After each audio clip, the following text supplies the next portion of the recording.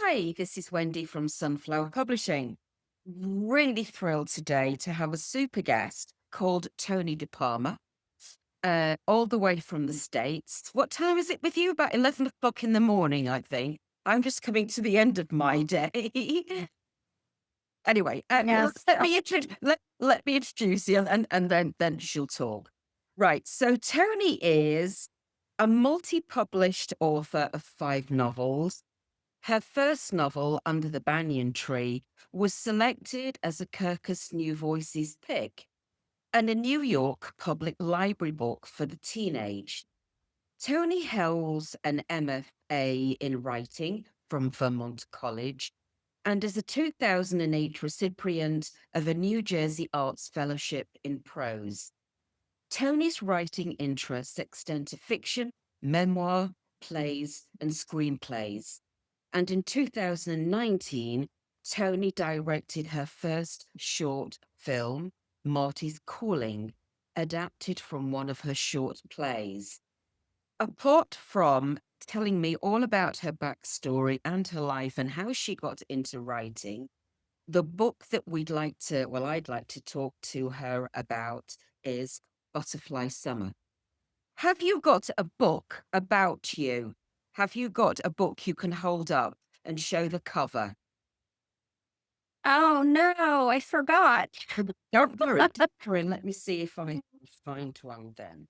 Let's, I'm actually upstairs in my room and my books are downstairs. yeah, no, don't worry. Let's see if this works. Oops, I'm sure it will. Yeah, Oh, yeah, I can see it. there it is. Who designed this cover? It's quite beautiful, isn't it? That cover, just like the butterfly and the symbol of the butterfly is a metamorphosis. Yeah. So was the evolution of that cover.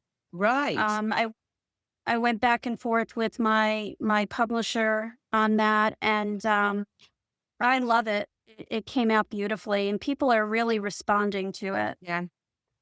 You mention, and we'll talk about the book, hopefully. You mention butterflies several times in the book because of what they do, the metamorphosis and how they come out. And also because one of the characters in the book, when she danced, she had her arms out, I suppose, like this and swirled around. And people thought she danced a bit like a butterfly. So there are several references. So hence, I guess that's how we got to the name. Should we start with the name then? Butterfly Summer. Where did it all start, please? Well, this novel has been percolating in my brain for many years because it it is autofiction. It is part autobiographical and part fiction. So when I was 18, I traveled to the island of Ischia, where my father grew up, and where at the time his sister still lived. And it was the first time that I was venturing out on my own. My parents were very protective, especially my father, but he had faith in his sister that once I traveled to the islands by myself, she would kind of look over me, watch over me. Um, but as an 18-year-old, especially a very innocent 18-year-old, I I wanted to have an adventure. And that summer was very much a um, coming of age summer for me. Hence the transformation. Um, like I evolved. That was the summer I had my first kiss. Kind of older, in today's standards, but it was my and I fell in love for the first time. Mhm. And I also had a sense of independence because my aunt, she was a teacher, and she during the summer, she had a group of summer school students who would come to her house during the day, and she would do lessons with them. and I would hang around with them. But then I would have go off on my own. I found a group of friends that I would go to the beach with. So it was for me a very transformative summer in many ways. I I wonder, because of your experience, is that when I mean, reading the book, you feel so much it's from the heart, really. I don't know if I'd remember what I did at 16 or 17, but clearly for you, it really resonated with you. And so many things that you said. Your aunt was a teacher. She took in students, and in the afternoon, she'd head to the beach. That's so real. That really happened, and because of that, you can write with such authenticity. Would you agree with that? Definitely. And I think writers in general often get the advice, write what you know. Yeah. And there is there is so much that is true in this book. That's why I love the term autofiction because it is in part autobiographical, Okay. but there is a departure from that. And I think that's why it took me a while to understand how I wanted to frame this particular story because um, I didn't want to only talk about that summer because it would have been a memoir and maybe it would have worked that way. But there was something else that I wanted to explore, and that was the theme of regret. Mm. Because that summer, without giving too much away about what happened in the book, but I left with regrets that I took into adulthood.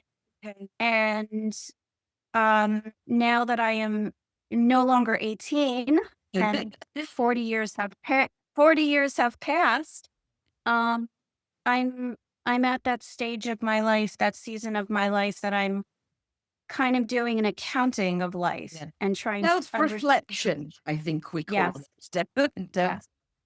would you, for the purpose of anyone that's going to listen to this, hopefully, would you just give us a quick précis of the story, please? Sure. So this is about um a woman named Anna who is actually a Hollywood producer. And um she works as a producer on a reality show, much like The Bachelor, where people are finding romance. And she has to film the finale of her show. And much to her reluctance, her crew decides, well, we're going to film it in Ischia. And it forces her to go back to confront a lot of her past. And so I start the story in the present, and then it goes to the past, and we see Anna as a 17-year-old. And that portion is very similar to the experiences I had that summer. And then we come back again to the present where Anna is the Hollywood producer having to juggle her show's finale along with all of the tumultuous feelings that she regrets. Yeah. So, Tony and I were talking about this beautiful book, Butterfly Summer, and how 40 years later you can look back on a period of time with a bit more reflection, introspection than you ever did before. And this is what prompted you to do this book. Had you felt for some time then that you really wanted to write this book? This was a project that somehow was going to get out there. Yeah, I mean, as a writer, I feel like I carry little bits with me Yeah. along the way. I guess you could say the seeds are planted, Yeah. but then it's just not time yet to figure out how I want to frame the story. because like I said, with this, I could have gone in so many different directions. I I could have done a straight memoir, Mm. but that didn't feel right. And I think there are sometimes things that happen in your life that guide you. I had been reading, I read a book called The Power of Regret. Okay. And it was very interesting because um, I think especially in our world today, people don't want to acknowledge that perhaps they have regrets. Um, but there was great wisdom in this book because it showed how to reframe the regrets that all human beings have, Okay. regardless of whether we admit them or not. And so that was the frame for the picture that I wanted to create with this story. And that was the theme that I carried through. It seemed to start, as we were just saying earlier, it started quite frenzied. She's going into this production meeting, the phone's going. I can imagine how intense and chaotic that would be. And then her mother phones. And you have a lovely humor that you add in to these moments that she doesn't want to take this call, but I think we all know that when mum phones, you really need to speak to mum, and mum can't really remember why she's even phoned her daughter. So it goes on like this, and they're talking about food and diets and goodness knows what. And obviously, Anna is mom, I've got to go, mom. I've really got to go, mom. And then mom said, oh, I know what it is, what I wanted to tell you. Your aunt's house on Ischia has been sold. And Mhm. that's the revelation. There's the hook then. And I think the reader's suddenly drawn into that part. Okay, and then we know a little bit later on that because of her assistant saying, you need to face the past, you need to Mhm. go back and face the past. This assistant, who seems to be, I don't know, a combination of Miss Moneypenny and Mary Poppins, is, is Uh-huh. is that somebody that you know? Is it is that you just wanted an assistant that was just always 3 steps ahead? Well, I think that assistant is, and we will see the significance of that relationship later on in the book. I think she is the Jiminy Cricket Yeah, of the story. She is the voice that needs to urge Anna to fix what is not completed in within her. I don't want to say broken so no, much, but Cheryl, this character, her yeah, assistant, is the one that's not going to let her off the hook and get out of this unresolved because Cheryl also has her reasons to get Anna to mm, move on with mm, that with the past, yeah, to heal the past yeah, so she sure, can go on yeah. with the future. Yeah. So we have Mhm. that. We have a reason why she's going to go. And that's all tied up with going to revisit demons, ghosts, whatever you want to call them. But also Mhm. another reason to go is because they need a location to film the finale of this. It's quite. I'm reading this. I wonder how your imagination works. They've got this finale of this TV show, and they've got to Uh-huh. find a location with it. So that happens.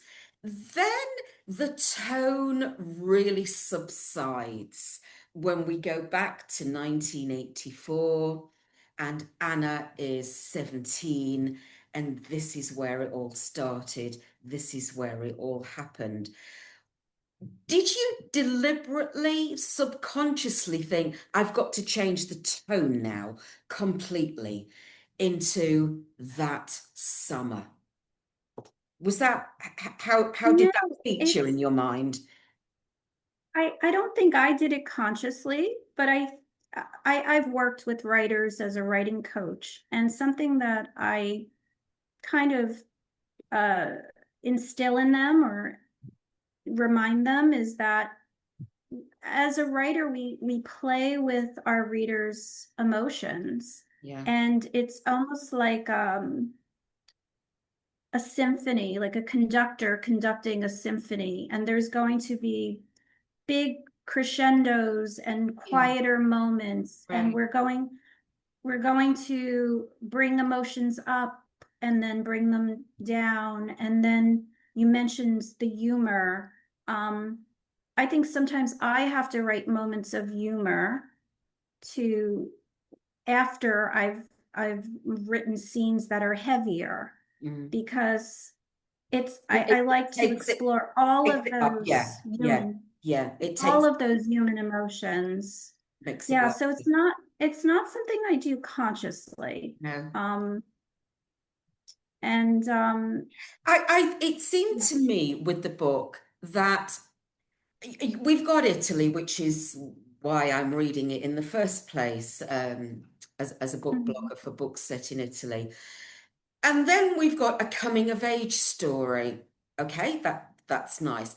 But then with that, we've then got more layers and more themes of sexuality. mhm, Anna can't work out why she feels different to other people. And mhm, that's something that she's kind of got to work through. She meets Delia, and Delia that exposes feelings in her that she knows are there. Perhaps she's repressed them to a certain extent, but with Delia, there are a different type of emotion. Then we've got mental health in there as well. There are mhm. so many undercurrents and themes going on in the book. I've read this a couple of times now, and just trying to, I'm seeing things that I hadn't seen before. Oh It's wow. Yeah. quite deep. And then you've got the humor as well in there. Uh-huh. And then Uh-huh. after the summer, we then go back to the present day, which seems to be more manic and wild than the Mhm, beginning, because there's so much going on at that point where mhm, this bride to be, how with the filming, is being a little bit, you called her B, what was it? Brat with a capital B. So she, mhm, there's issues with the groom, there's issues, and there's so much going on there. How mhm. on earth did all that come together at the end for you? Oh, a miracle. Um, I And mean, it I ties up think of things that you want to know. So yeah, what's happened to Delia then? And yeah, it ties yeah. who's buying the house? Why is it a secret? So many things tie up at the end, don't they? Yes. And as a writer, I recognize that there is a lot in here. Yeah. And that during moments of, and I think every writer has these moments of am I pulling this off? Can I do Yeah. this? Am Yeah. I have I also bitten off more than I can chew? Because there was a lot to juggle here, a Yeah. lot of issues, a lot of emotions, a lot of Sure. plot points. Yeah. Um, I I kind of then left it up to the readers to see to see how they reacted to it. Because in my past books, I've had critiques from readers who have said things that, I could have changed, I could have gotten better. But this time around, it seems that the story is resonating Yeah. with people. And you've had Even though good there are, reviews, haven't you? You've had really good reviews. I have, and it's wonderful. Not just for this isn't about ego. This is Mm. more about Did writing I for pull it me, off? although Did I pull it off? did I pull it off? But it's also about was I able to connect emotionally with my reader? Did I convey to them what is in my heart? Yeah. It's I yes. I would say you did.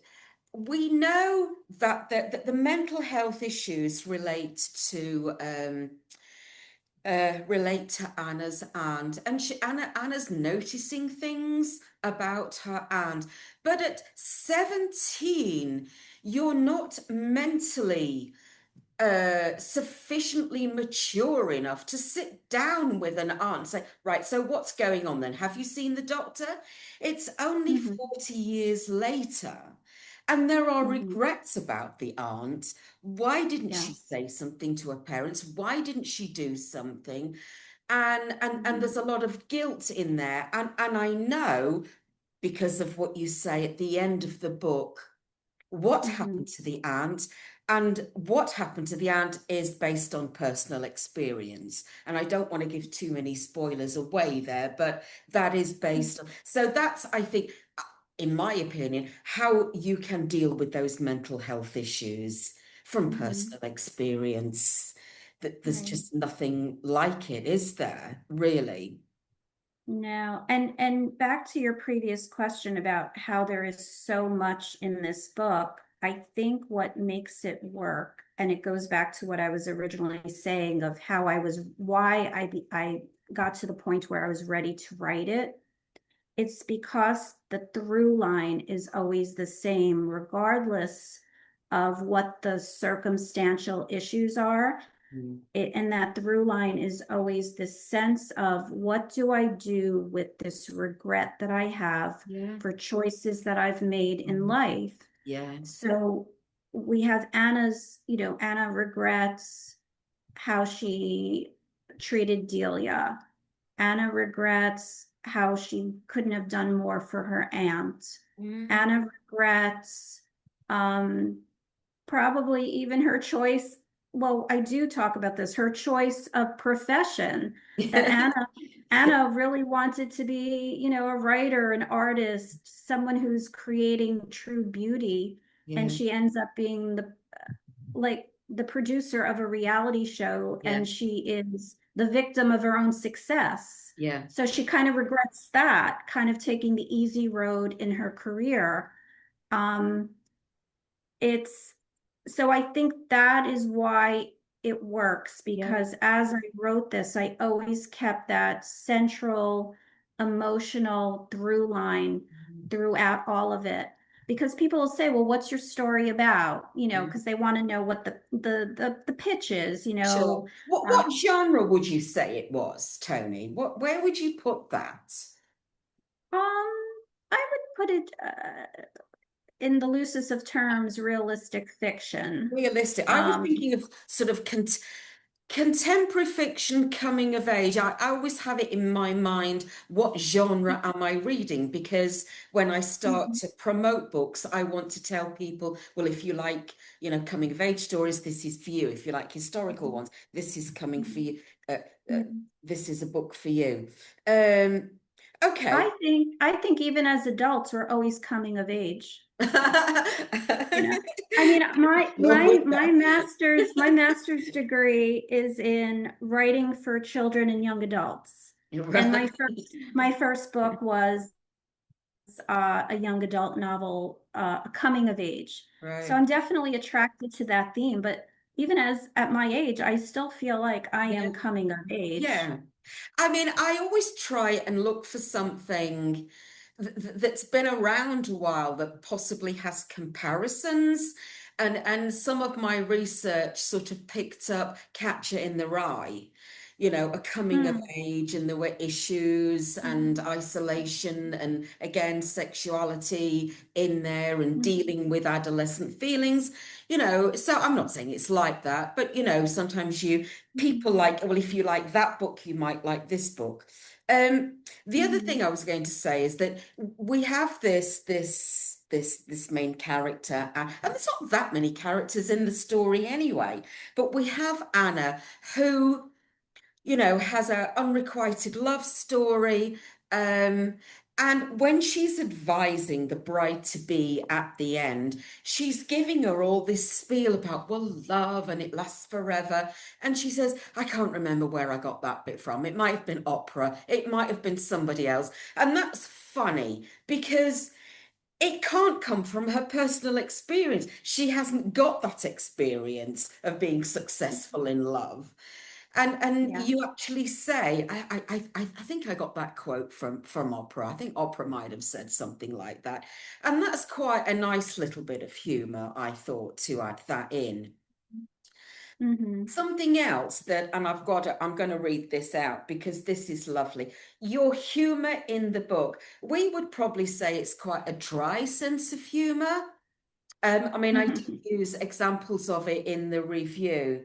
Um, where is it? Where is it? Where is it? Where is it?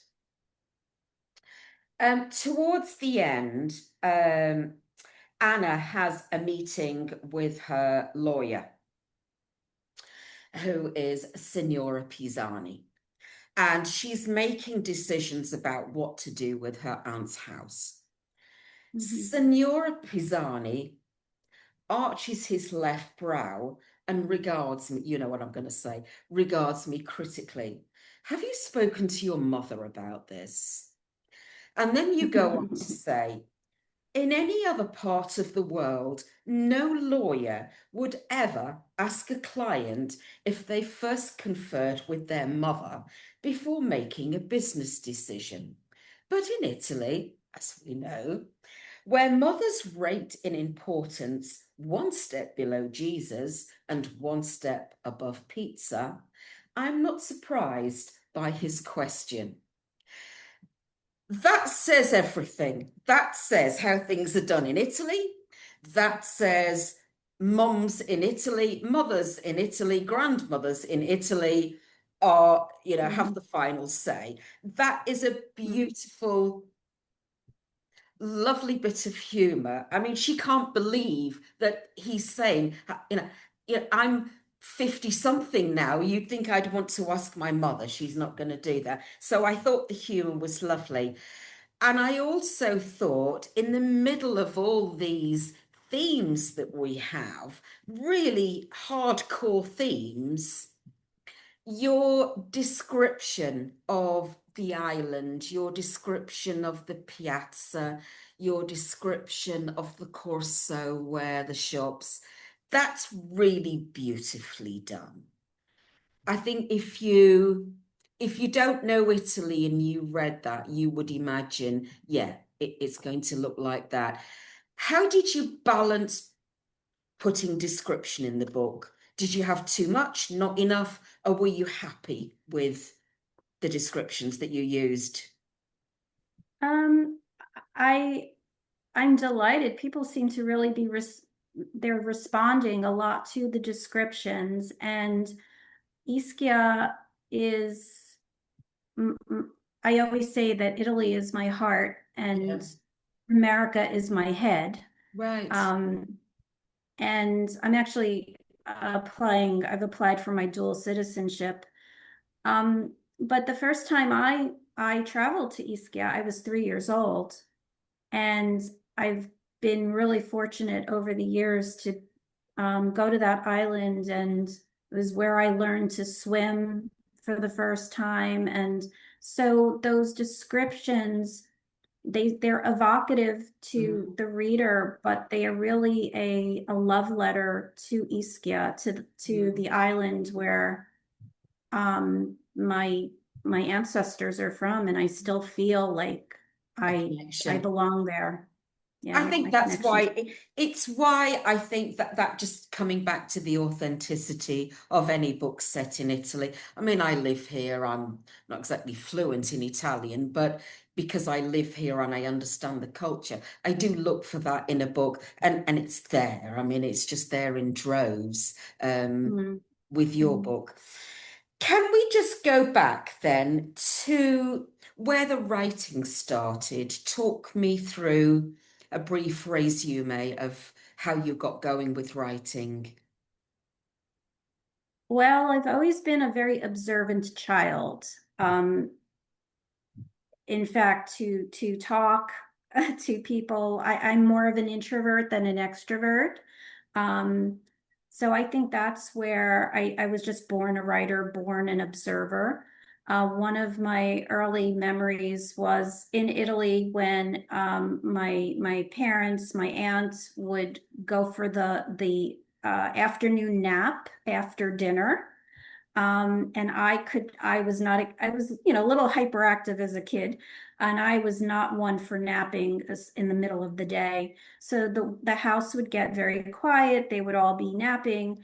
And I would go downstairs and I would open up the shutters and I would look out at if there were people going by, because that at that time in Italy, that siesta hour, everything quieted Yeah, down, the yeah, stores it still closed, does here. Trust me, still does. it still So, does.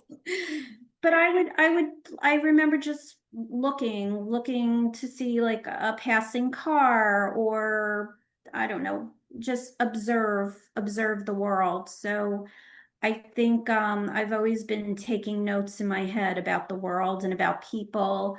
I would notice people's gestures, like they might say something, but their gestures might indicate something else.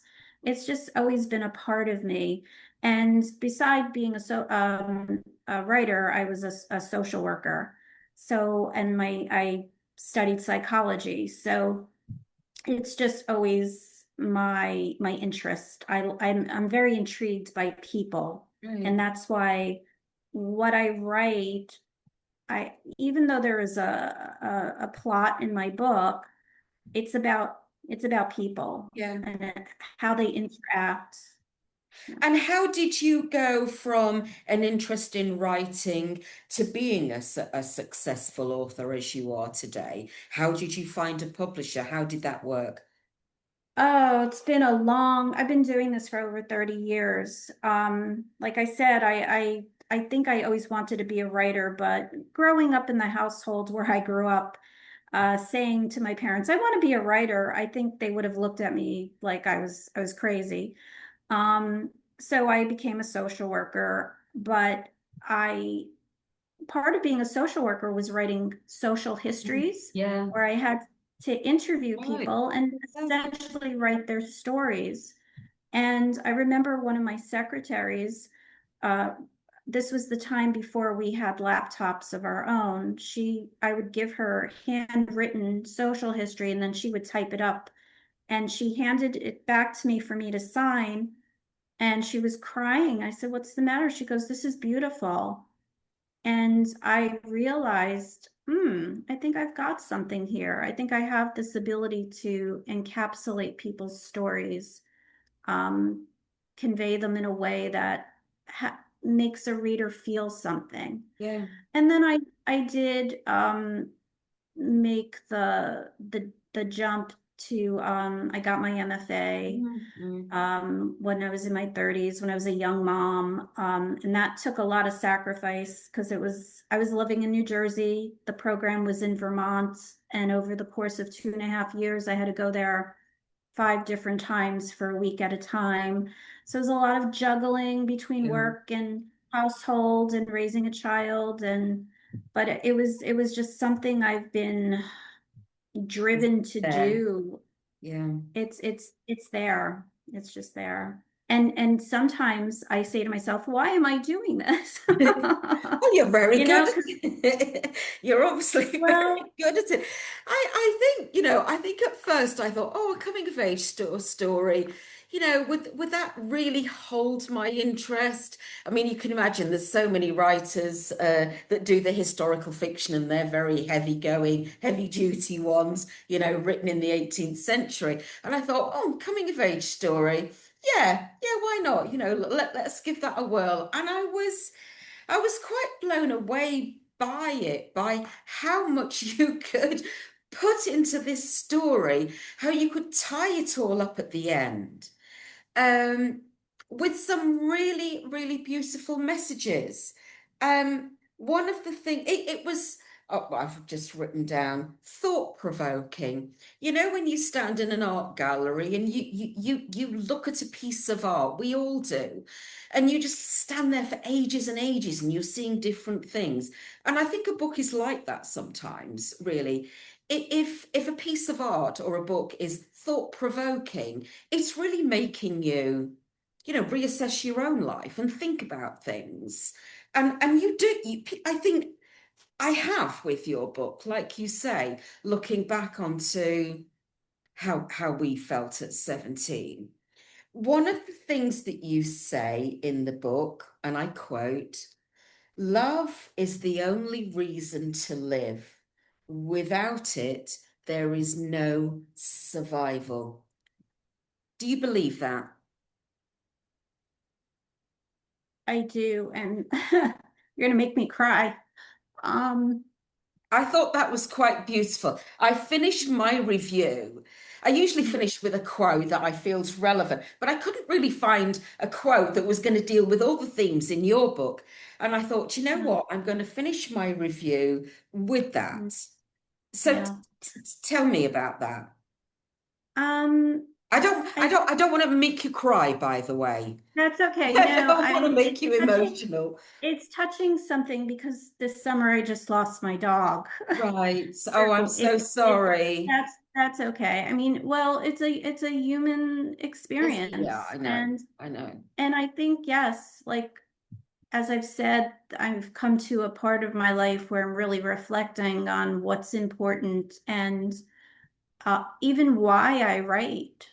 The reason I write is to connect with others, is for people. I want people to read something and think about it.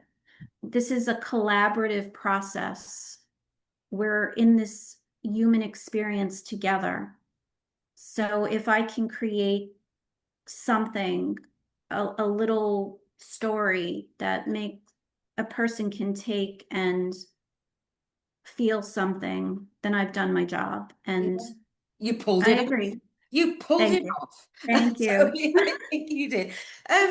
A couple of questions then. Mhm. Favorite childhood book? Oh, wow. Okay.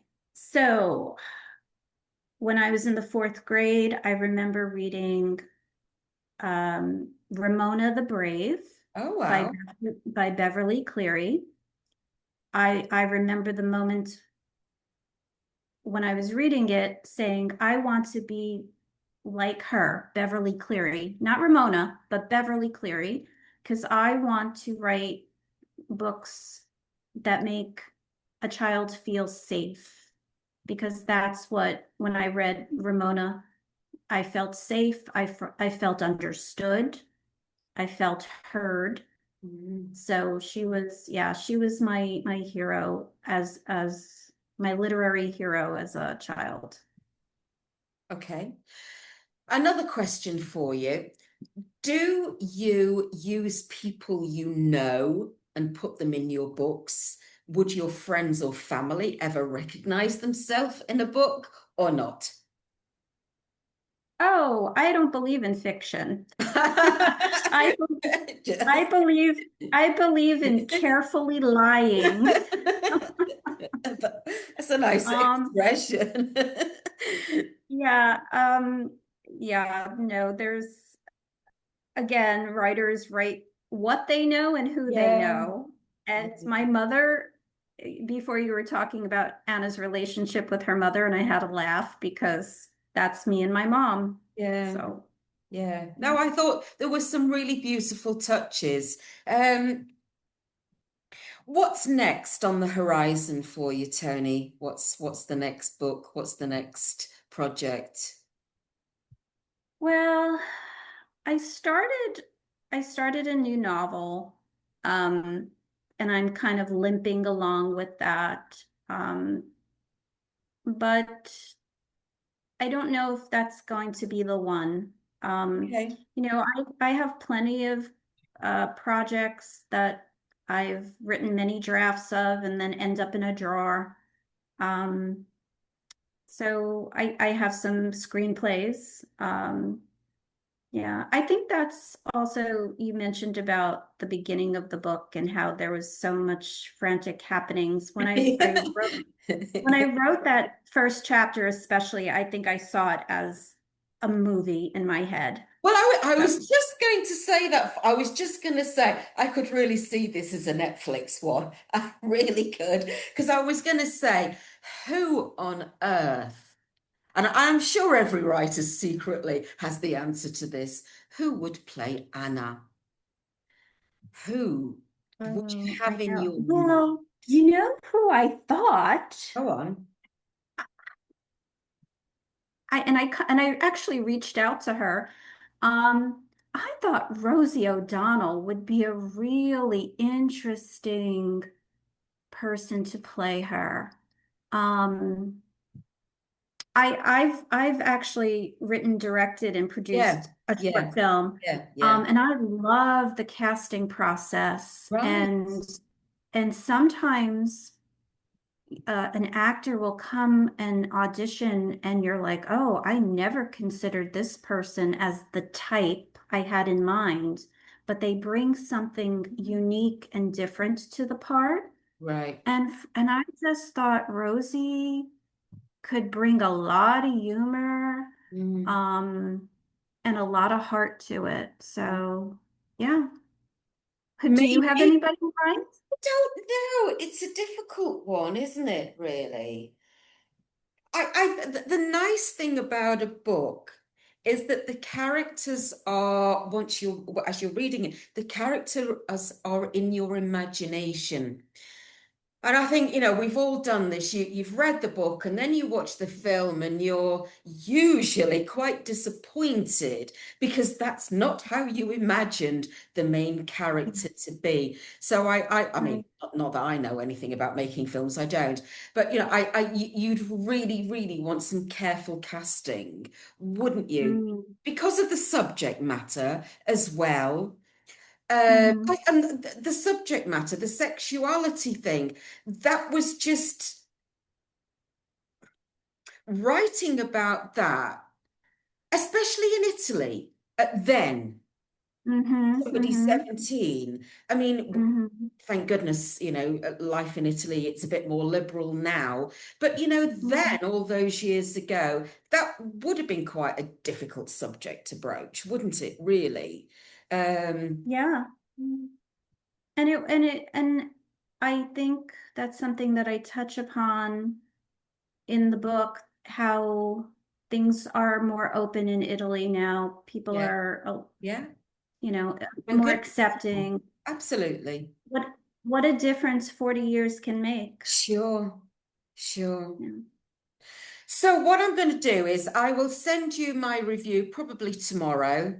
And we'll get that out first. That will go on Substack, and that will also get flashed across my social media.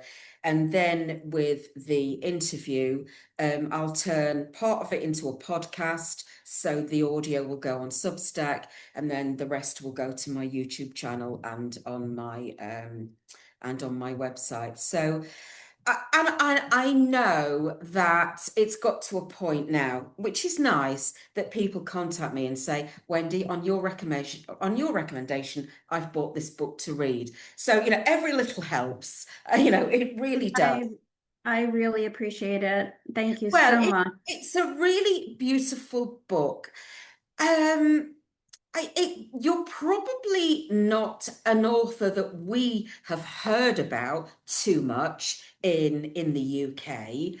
And I think you should be. You absolutely should be. Uh, It, it's Thank not you. it's not so easy sometimes, is it? I know the well-known ones cross over, don't they? But generally they're the well-known ones. And it's not so easy for the not so well-known ones to cross over one side. And also this is set in Italy, which is close to my heart. You have made me want to go and see this island. I haven't been, but Wow. I definitely will go and see this island, and I'm sure it's as well. It's going to be as beautiful as you say it is. The book was released not that long ago. Was it June, July? It's quite recent. Uh, July 1st. Oh, July July, yeah. 1st. So the book was Mhm. released in July, so it's still quite new and out there. So I think, Yeah. between us, if we can just, get the message out there and get people to buy it and read it. It is available on Amazon. Is it an audio book yet, Toni? Not yet. And so I'm working with a small publisher and they have the English rights, but I hold all the other rights, the audio rights, the film rights. I would love to find representation, somebody who can help me even get it translated into Italian. That would be my dream. And get it out there, market it more. You know, right now it's just me, myself, and I Yeah. reaching out and as you see, not I'm not always well equipped tech with technology here. It's like this is all you Well, know, it, I just want to write. yeah, I know, I know, I know. I But mean, if actually, you you, know what? This has been so wonderful. The conversation is you're a wonderful interviewer. I thank really, you. Thank you. I yeah. feel as if when I'm asked to do a review, I really want to give it my all. And if I say it's humorous, then I give examples. If I say it's descriptive, I give examples. It probably goes back to the English I did at school. Give examples, what it was like at school. So I do. So, and I think, and on Substack now, which I sort of hooked onto last year, I'm building up a nice Mhm. group of subscribers on there, and a few people have said to me, "Oh, I really like your reviews. You really go into the story and Yes. you make people want to buy it, and hopefully, that's it, that's what we do." Um, Yeah. if you come over to Italy, please, Mhm. look me up. Come over here. We'll find some, a book signing, anything, Tony, would be wonderful, wouldn't it, really? To do That something would be like that. amazing. Yeah. And I and and we really do want to see Abruzzo because it's we would love to bring our son. Apparently, there's a lot of people with my husband's last name in that little town. So, yeah, yeah, we'd like to I'm see that part sure. of our heritage. How old is your son now? He's 31. Oh, bless Yeah, him. yeah. Oh, how He's lovely. actually on his way from LA. Right. He's in LA. He's a video editor. Oh, And right. he's worked on quite a few Netflix documentaries and Oh, yeah, wow. Wow. There could yeah. be an inroad here. It would be wonderful to see, wouldn't it? I could see it. I really could. Mm, I mean, we've had so many films, haven't we, made in Italy, mhm. on some of those islands, Procida and uh, Capri and places like that. It really would be lovely to see. Well, listen, thank you for your time. It's been really nice to talk to you. And it Good. was a really lovely book. It really was. Yeah, what can I think, thought-provoking, emotional. Mm, Yeah, maybe at a certain age, we all start to reflect now, don't we, on things that we we did. do. Were they good decisions or not really? Yeah. And it really is a beautiful book. It really is. So thank you again for your time. And Thank you. we'll get this out there. And yeah, wonderful, And Tony. I would love to stay in touch, Wendy. Yeah, please do. Please do. It was really nice, and I hope you like the review. I'm sure I will. Thank you. Oh, my papers are blowing everywhere. Cheers, Oh. Tony. Ciao.